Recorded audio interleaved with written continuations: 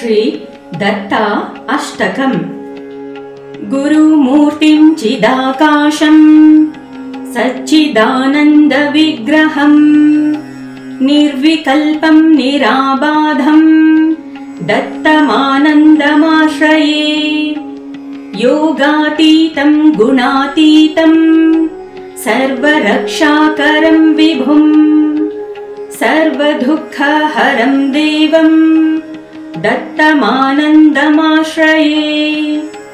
अवधूतं सदा ध्यानम् औदुम्बरसुशोभितम् अनघाप्रिय विभुं देवं दत्तमानन्दमाश्रये।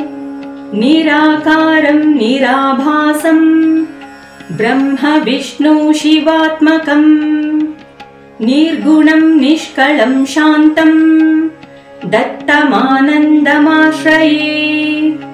अनसूयासुतं देवम् अत्रिवंशकुलोद्भवम् दिगम्बरं महातेजं दत्तमानन्दमाश्रये। सह्याद्रिवासिनं दत्तम् आत्मज्ञानप्रदायकम् अखण्डमण्डलाकारं दत्तमानन्दमाश्रये। पञ्चयज्ञप्रियं देवं पञ्चरूपसुशोभितं गुरुपरम्परं वन्दे दत्तमानन्दमाश्रये। दत्तमानन्दाष्टकं यः पठेत् सर्वविद्याजयं लभेत् दत्तानुग्रहफलं प्राप्तं दत्तमानन्दमाश्रये।